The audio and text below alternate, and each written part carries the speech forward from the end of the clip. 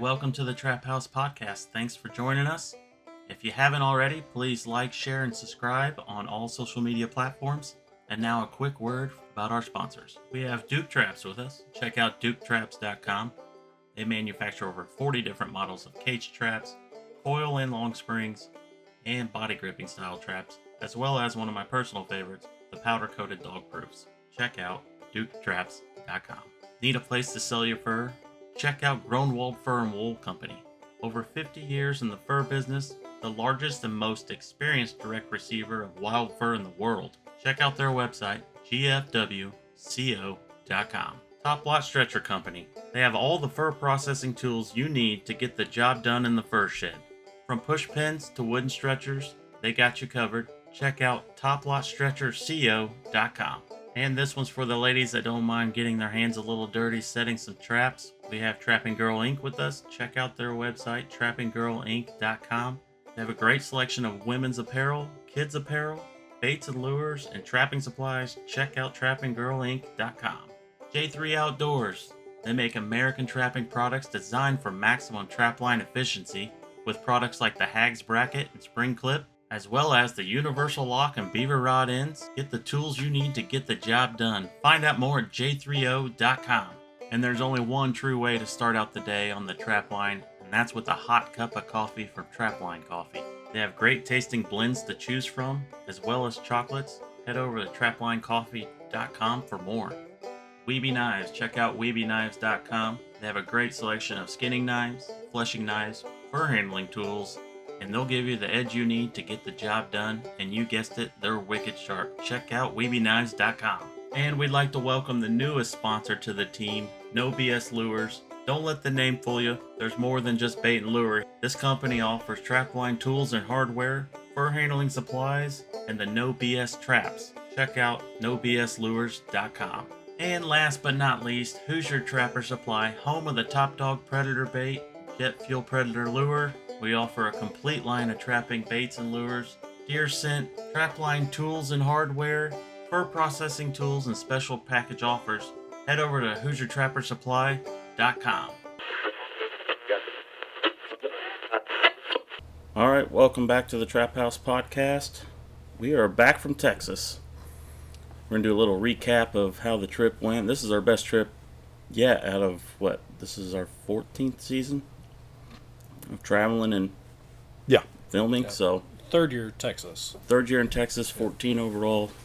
I think this takes the cake as far as what we came home with and overall experience and everything. So we're just gonna kind of talk about it, the pros, cons, and what everyone can look forward to for Hoosier Trapper Outdoors Season 14, starting in August of 2025. So, right. Hey, before we get started, let's talk. Mention real quick. This is for Indiana people. Sunday, 2 days from now, we have our fur handling workshop, seminar, whatever you want to call it.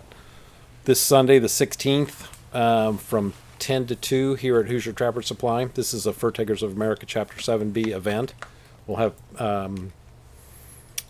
hands-on. So if you got a critter that you want to learn about, just bring it in and we'll go through it. Or critters. We're not here to do a bunch of raccoons or a bunch of beavers. We're here to work through different species and show you how to do them. So, yeah. Yep. February 16th, 2025. Yeah. 10 to 2. So Yep. that's this Sunday, 2 days from now. Yep. And it's full process. Yeah. Right? Exactly. Skin, scrape, stretch. You don't want somebody bringing in like No roadkill, please. 20 raccoons and Correct. have you put up 20 raccoons. Right. No. No. One-off stuff. Exactly. The other thing is, and we can do hands-on.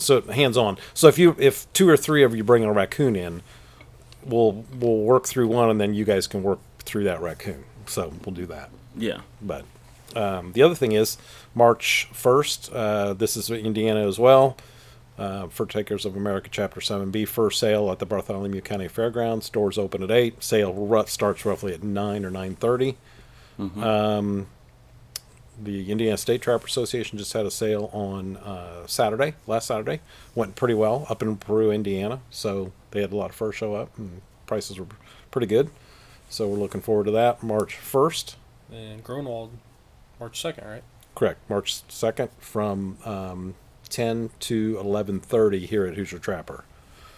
Groenwald will be out in the parking lot. So that's kind of his annual deal. It's always the first Sunday of March, and he's here. So, and for those of you out of state, obviously they run routes all over the country. Check the gfwco.com website for their route and route schedule for your state and places near you. So That's awesome. Basically, you could come the week before, pit up the fur, and then potentially have it ready by the next weekend exactly to Go to sell the- go to either the at the sale or fairgrounds. Groenwald. Yeah. Yeah. And then I think in sometime in April, actually, Fur Harvesters picks up here as well. It's usually on a Saturday morning. You have to check their website. They never really contact us. They just show up. They just pick a date and show up in the parking lot. So that's usually in April, though. And for those of you out of state, you have the same thing available to you. Just go to Fur Harvesters Auction and look at their sale dates and their route schedule as well. So they've got collecting agents, and then they run routes too. So But the 7B in Gronwald, you get a check. you got to On the check spot. on the spot. Correct. Fur harvesters, you got to go. They pick the fur up. If fur goes on to the auction, if it sells, they send you a check. So it's not. You gotta wait a little bit. Yeah, exactly. And it may or may not sell in its entirety. So if you got 7 different species and you send up several different things of each species, you probably aren't going to sell 100% on the first sale that you come to. So, but most of you know that. So kind of the way it goes. Cool. All right, Texas. Texas. It was a blast. A learning process and a lot of first things. Well, first in some people's books. I always like to do something new every year, something I've never done or achieved or been a part of in the outdoor world, especially in trapping world. And I'll have to say, it was a highlight. We saw Aldad. A bunch of them. Yeah, That's the first time I've ever seen one in the wild, so that was pretty cool. right. We did not shoot one or trap one, No. but we did see 2 different occasions we saw one. Yep. I should say a herd of them. So Jumping off 30-foot bluffs like it was nothing. I don't know how they do that. I don't know how they do that, but those, And landing on something halfway down. yeah. Crazy. Yeah. So year 3, kind of the same deal. We meet up with another, he was on the last episode, Ben Cromines. If you haven't checked that out, go back and listen to his story. He's a taxidermist and trapper down in the Houston area. And invited us on this ranch, and we kind of split up into 2 teams and just, catch as many coyotes or predators as possible because all the cows or the heifers are having calves. And so the ranchers, farmers like it that were there, and it all just kind of works out for everyone. Right. And we came in after another trapper. That was Yeah. the first. Yeah. There was another trapper there. Apparently, it was about 3 weeks in on properties that we were supposed to try and cover. Ours and surrounding properties. Yeah. So So just to give everybody a reference, this ranch is huge. I mean, really, really big. And he was working on the ranch that we're on and another ranch too, which I don't know how you would do that. We're pushing 300,000 acres. Yeah. So I don't know how, and the other ranch was not small either. So I don't know. He had himself, in my opinion, spread pretty thin. Yeah. yeah, I agree. But I mean, we ran into his sets. Ian, Ben, and John ran into his sets as well. Right. And yeah, we're on. Justin, Jake, and I are on one portion of the ranch in two different portions, whereas Ben and John, his helper, they're on a completely different section of the ranch. So this guy was spread out, and he had some catch circles. He made some catches, Yeah. and so It was kind of disheartening, really, because you don't know what you're going into, and here we are driving X amount of miles and miles away, and knowing that someone's already been in that area catching the cream off the top. So you just don't really know what to expect. But, he was asked to be there. So, as long as coyotes are being taken care of, they're happy. In situations in past trips, we've learned that usually does not affect us for the better. Just Yeah. coming in after other people or running into other people on public land. But Right. this really worked out, though. Yeah, I mean, we didn't notice any. We Yeah. had a few coyotes that kind of wanted to dig it. I mean, you could tell that they've seen some sets before, but overall, it wasn't really a problem. No. Yeah. And I think that accounts to, like you said, him being, spread pretty thin. So I don't think he wasn't really affecting our numbers. I think he was educating a few here and there, but overall, He definitely had a different style. yeah, we did see his sets. So, I think when anybody traps, like we were there, we had 12 check Jays, and if another trapper went in after us, he's going to have to deal with the ones that we didn't catch. So I mean, that's kind of normal. I think, they're ones that particularly if they had 2 layers of education between this guy and then us, and then what's fewer left prior to more moving in, those remaining handful are going to be a bit challenging to catch, probably. So, yeah. Now, if we were further east, and I would be more concerned, But just having the amount of ground we had and being so spread out and places to go, it really didn't matter. right. And with him being super spread out too, I don't think he didn't have a concentration in any one particular area. The areas that we were in, we concentrated on pretty heavily in the scheme of things. So, had a lot more sets out, a lot more traps out, I think, than he did.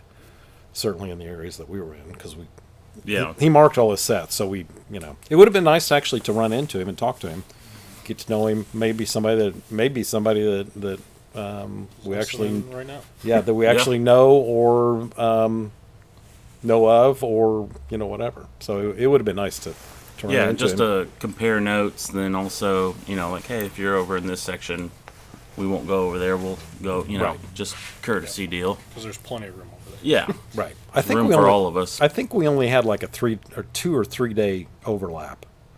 Yeah. I think it was like 3 days. Yeah, because he pulled pretty much right when we were starting to get the line out. So, so really, like I said, it would have been nice to meet him, talk to him. I mean, Yeah. But So we were technically on 2 sections that we would, pull in, unload the side by side, run our line, load up, go to another piece of property, no, another section. another section, same property, but you had to the truck- drive to it. Yeah, yes. drive the truck between the 2 spots. Yeah, then unload and run another line in there, which was fairly short and didn't have near as many traps in it because we didn't really get to build on that until later into the trip, because we were having so much success with having to, when you catch stuff, you got to take the time to dispatch and remake, and then Skin the good ones. yeah, then we'd take the time and skin every day and Obviously filming during the everything. day and filming. That really slows us down, but it's really cool to at least have, not only for content, but 10 years from now when we go back and watch that stuff, it's going to be pretty cool. Right. It already is when we look at our early trips. Jake was still in diapers. It was a long time ago. Run around. Cappuccino and diapers. One thing I will say too is that was pretty interesting. Like, we were busy enough, keeping busy with everything, that we never made it fully to even having 100 traps out. We usually break that. Yeah, we were close, but we didn't. I Yeah. think we got like early 92 or 3 or something in there. We never really broke 100, and we caught more than we ever did on any other trip with less amount of traps. Right. So that's pretty interesting to think about. Right. The section that we were on, so both of the sections that we trapped, the one main section that we spent the most time on, We did not trap last year, and that was Jake's first year there. So we weren't on that last year. But the first year we were there, Justin and I did trap that section, and there were more coyotes there this time than there were when we were there before. Right. So one thing that we had run into, I don't know, it was on the first year or the second year. Was that Jake would?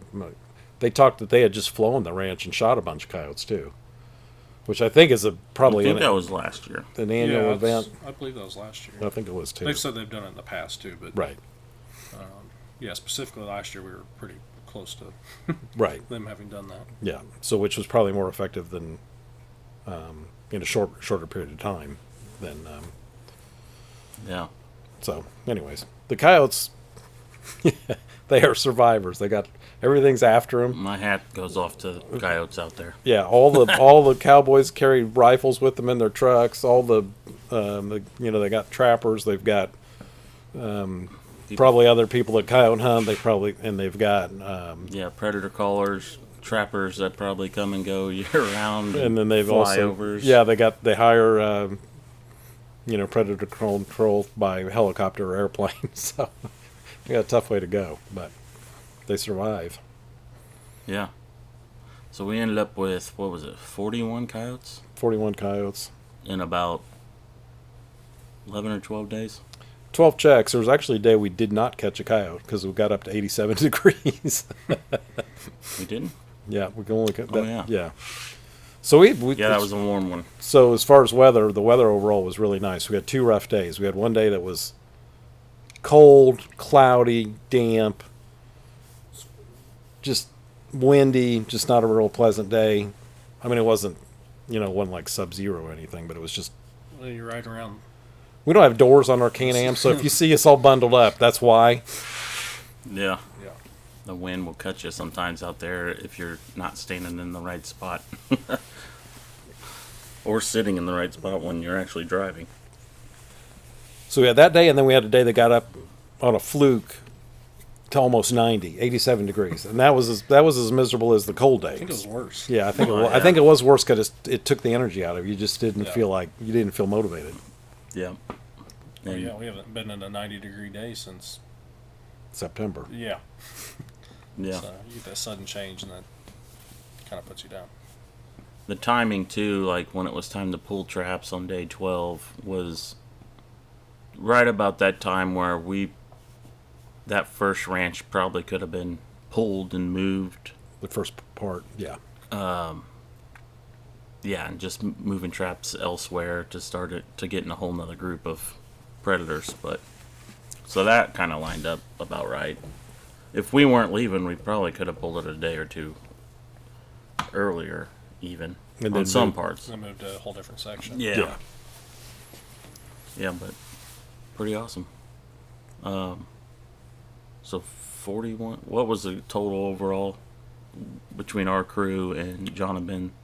It was in the 80s. In the 80s, because they had caught 83? trapped. They It was trapped 83. Yeah, and then they called some in and shot them too. So Yep. between we had our best day was 8, and coincidentally the best day they had was 8, which was the same day we caught 8. Yeah.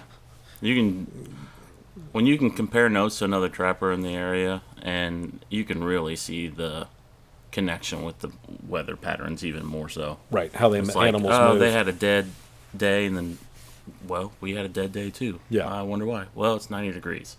Yeah. Nothing's really, everything's being lazy and laying around and not moving.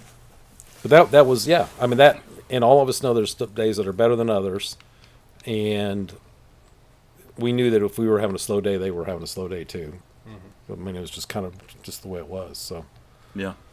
one thing we ran into this year that we hadn't run into the first 2 years we were there is they had a fair amount of rain, spring and summer. So you go down about 5 or 6 inches, and that would be all thawed out, dry, almost flowered, dry dust, and then you'd hit, like, we were joking, we were calling it permafrost. Obviously, it's not. It's like there was a concrete layer down in there where moisture was being held. You couldn't get an auger on a drill. You couldn't get through it. And then being insulated from the soft, fluffy layer on top. It Right. Was just, Yeah. So it was we did find that, and I'm trying to remember the direction. the southern exposure. Yeah. We could a lot of times we could get a set in. Yeah. It was thought enough. Yeah. So we pull up the location, take the auger, and find a good spot for our set, and we try it. Like, yeah, there's no way. Yeah. And then you kind of have to move to secondary locations, and sometimes a third. So Right. definitely didn't get to set traps exactly where we wanted on some spots, but We get them pretty close. it was close. And it helps too when we, trap as a group. We can, versus someone throwing one set out, or at least minimum two, then on major intersections that have multiple points, we'll pit all three of us will set. But for the most part, we trap in pairs.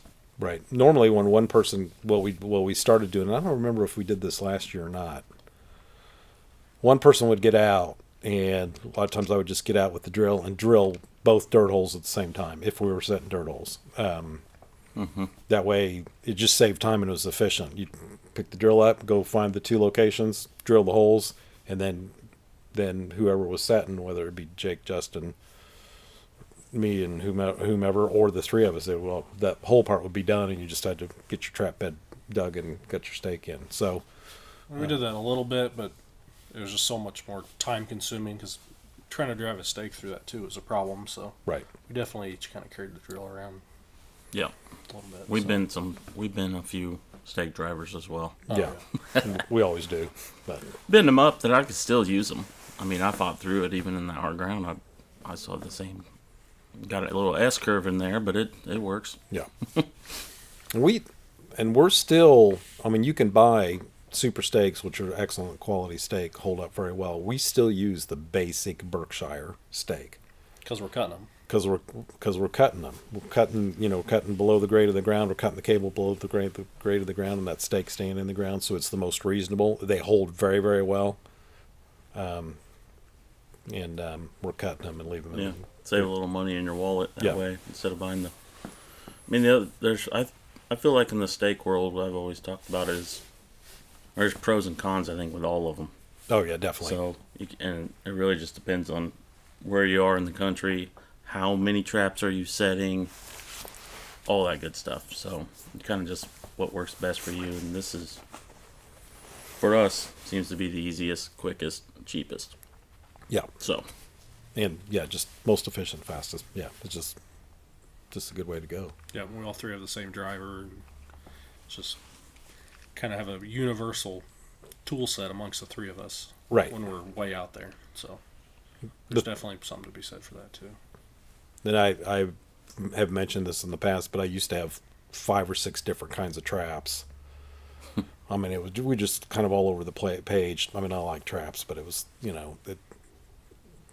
so started getting MB550s, and I basically sold everything else.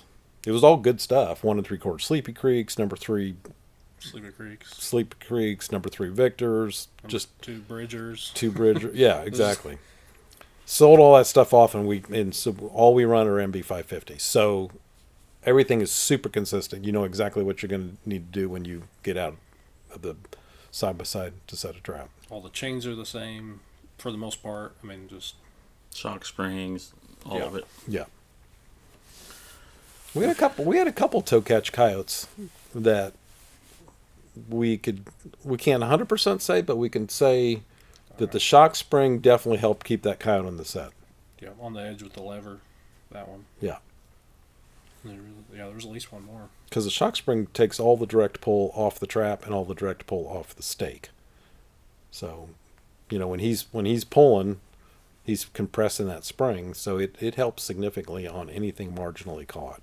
So, Yeah. And when you're in bobcat country, you don't want to lose a bobcat no. out in this area. I mean, it's a beautiful area. You could catch a really nice cat.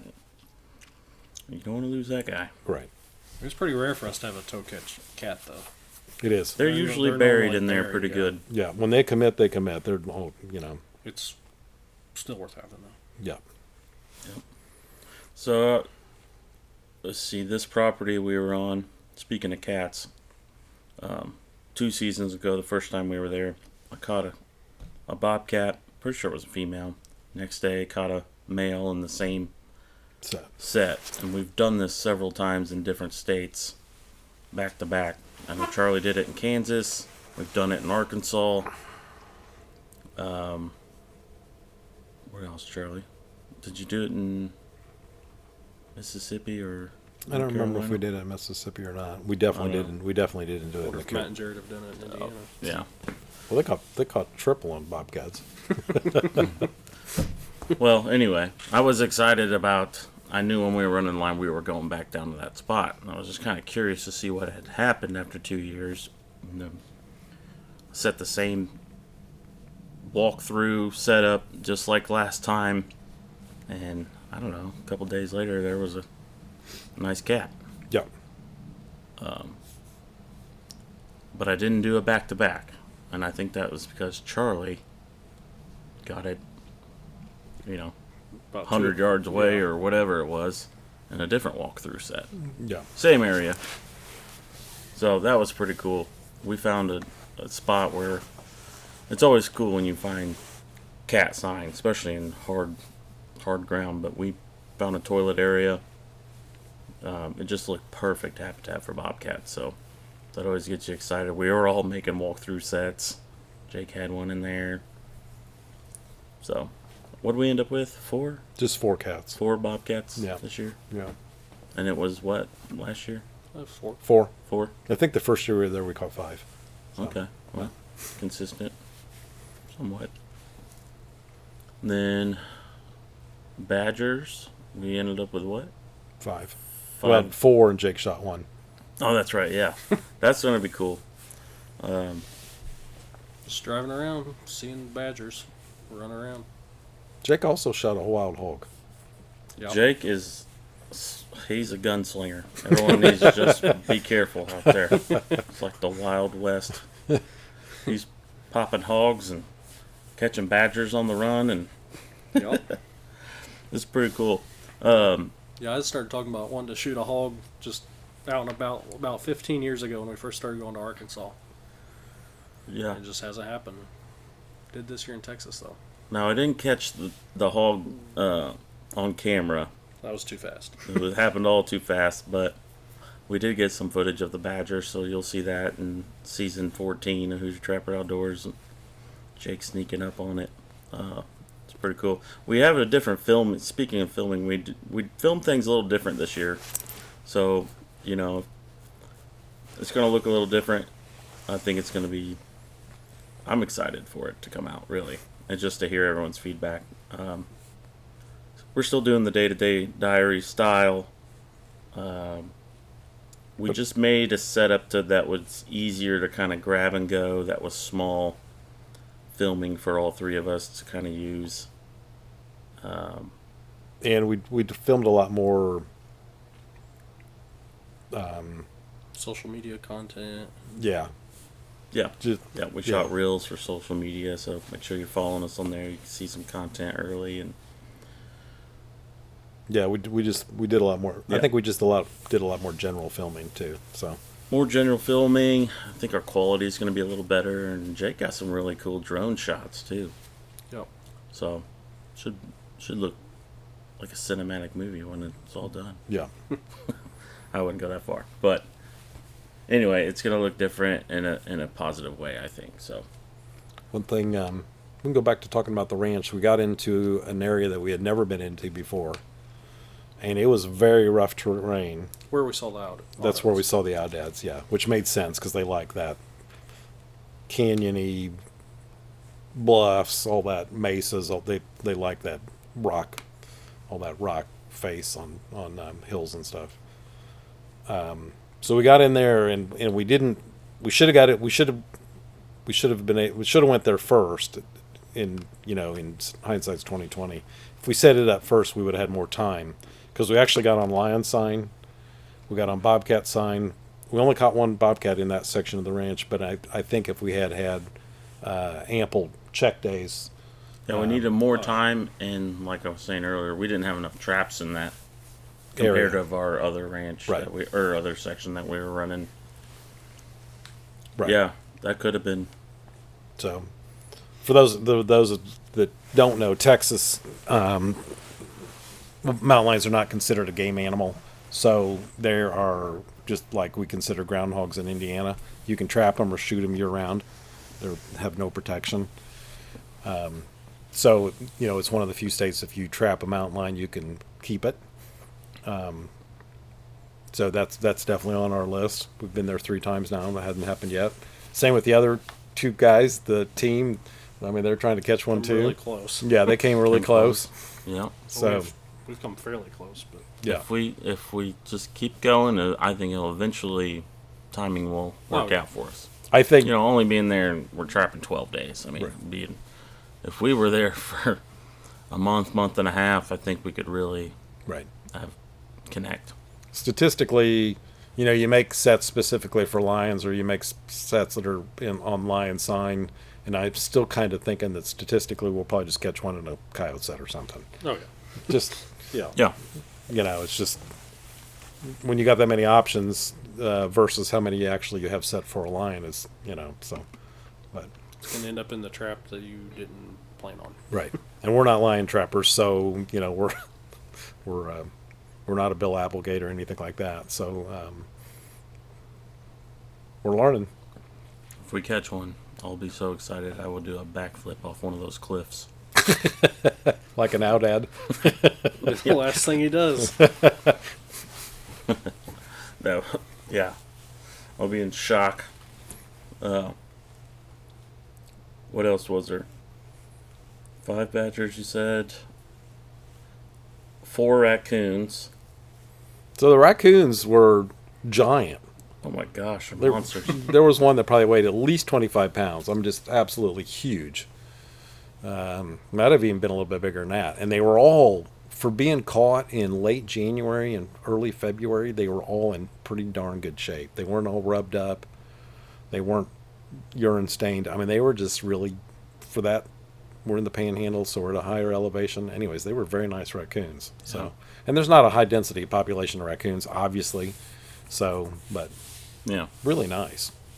So we've been home almost a week now, and I've been working on the fur that we brought home, and I just put up the last raccoon today out of the 4 that we had. But man, they stretch nice. I thought we were gonna need a larger. I was gonna have to put the thing on a coyote stretcher versus a coon stretcher. It's Yeah. so big. They're like 5XL, 6XL size. They're absolutely huge. So, and that's not a Talk that's- about blanket beavers. This is a blanket coon. yeah. And this is not a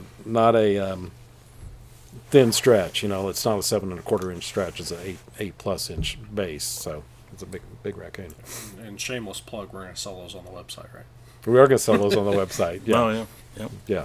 So once we get them back from the tannery, we will have them on the website for sale. There'll only be 4 of them. But We saved some, obviously, a fair amount of coyotes for the same thing, and right, cats. and the badgers. Yep. So Yep.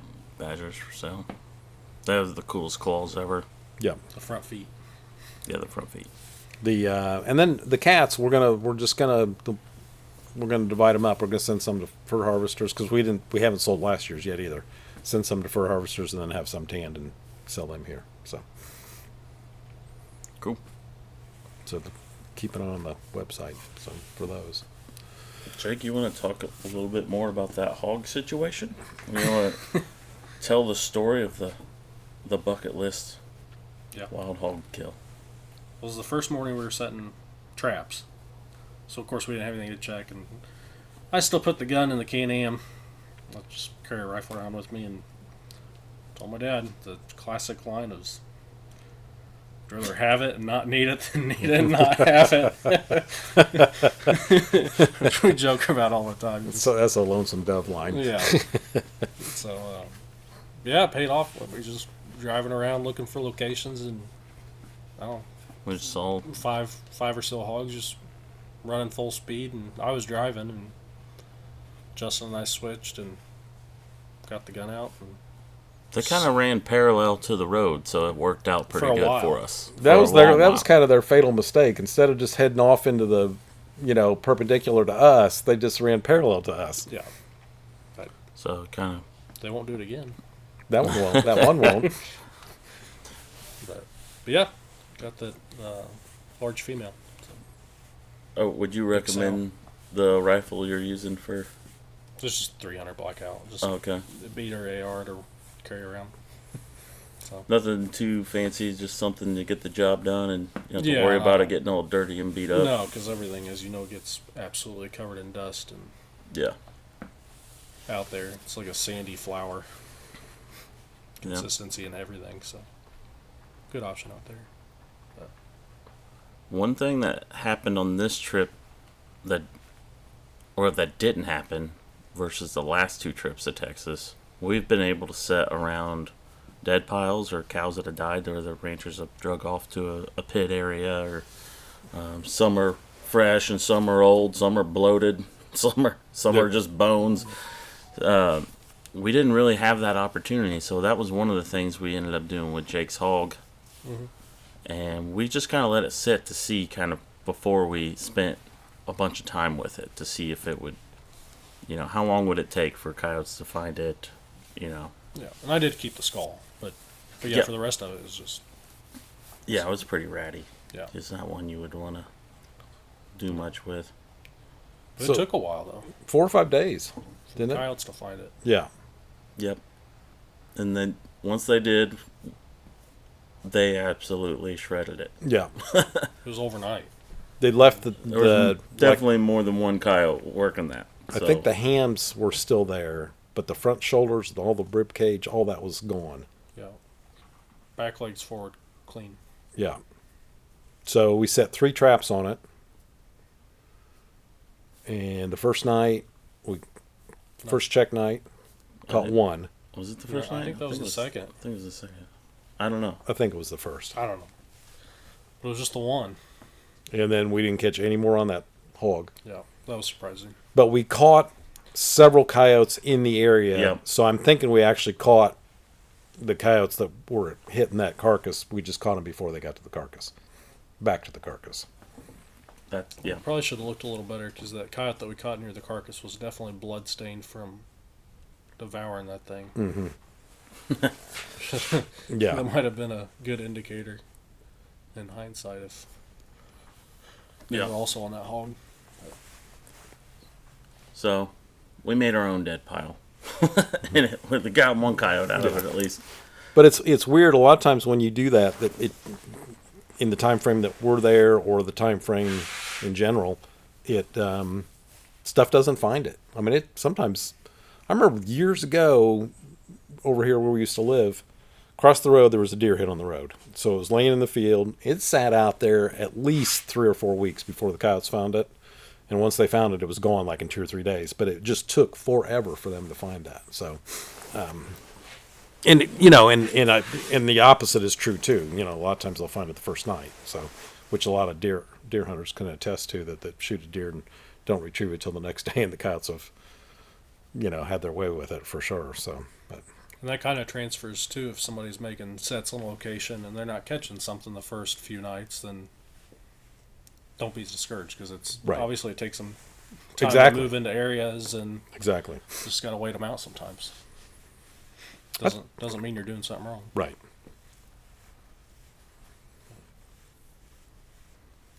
Highlight of the trip, Justin. What was yours? Highlight of the trip. Trapping, non-trapping, whatever. I'll give you one of each. A non-trapping was eating some jambalaya that Charlie made. That was good. That he makes all the time, actually. We eat pretty good. Then I don't know. Trap wise,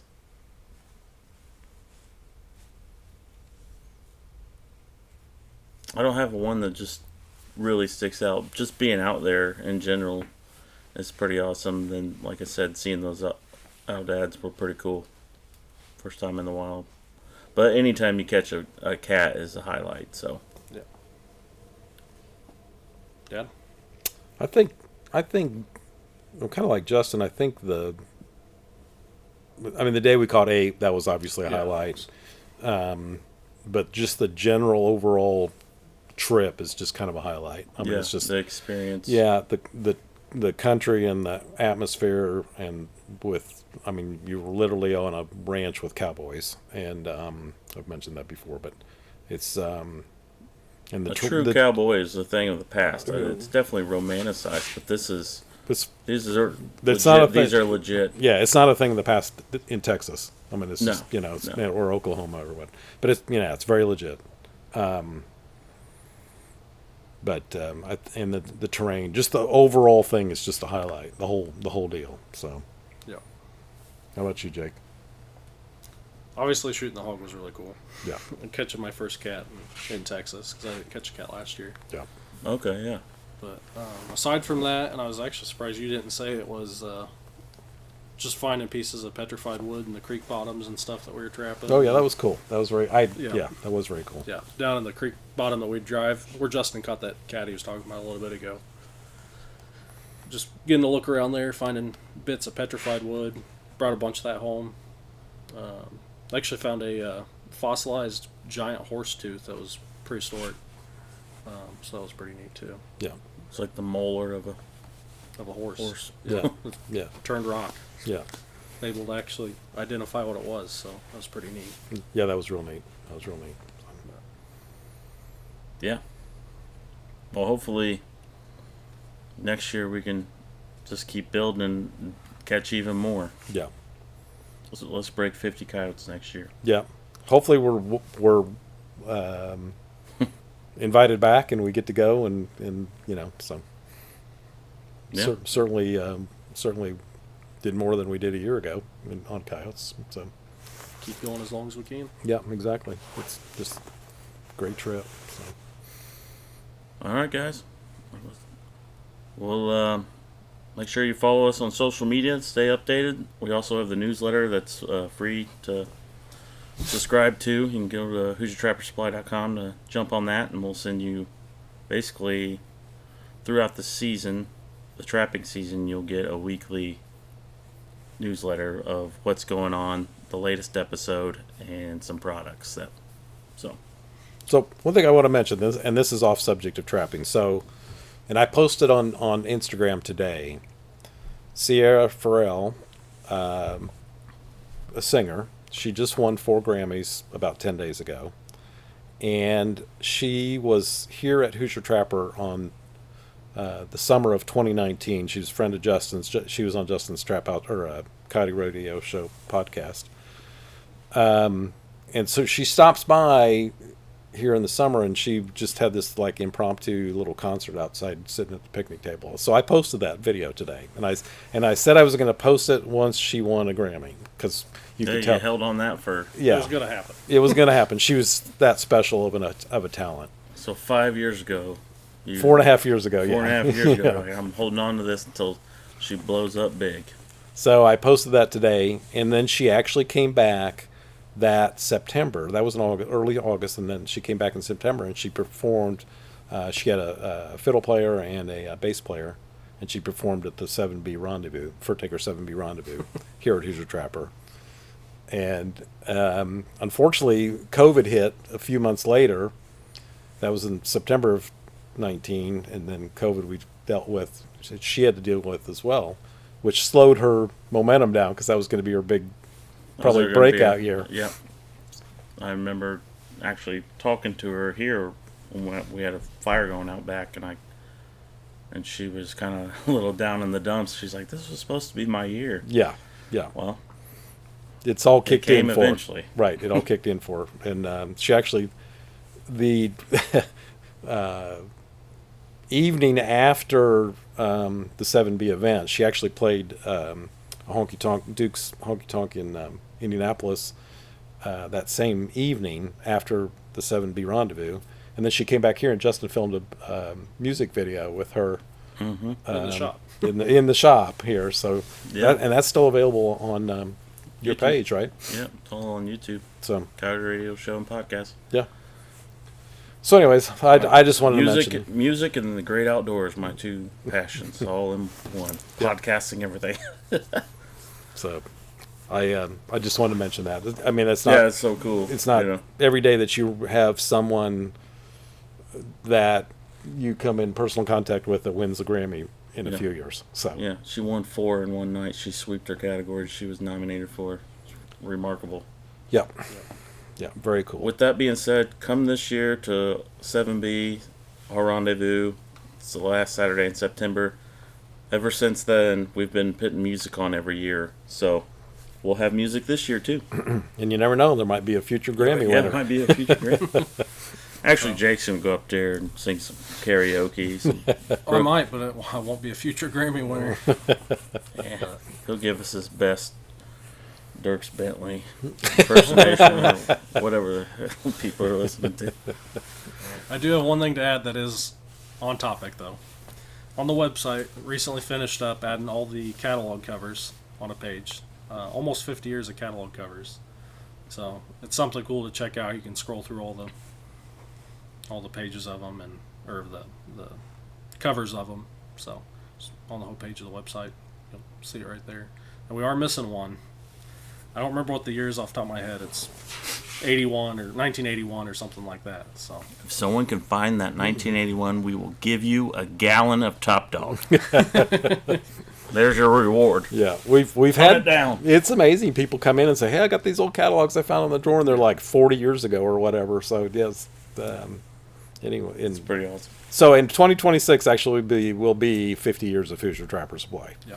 So showing We're my gonna showing my have- age. We have to have the largest trappers party rendezvous shindig to ever be thrown. That's right. That's right. And just little teaser for those of you that, and a number of you come from out of state. For this fall rendezvous, we got a couple things in the works that might be a little different than in the past. So, Yep. Details to come. yep, details to come. So, and I don't know about a gallon of Top Dog, but I'm sure we can come up with something. Oh, come on. If somebody can do finds it. one of those catalogs. So. All right. We'll see you next time.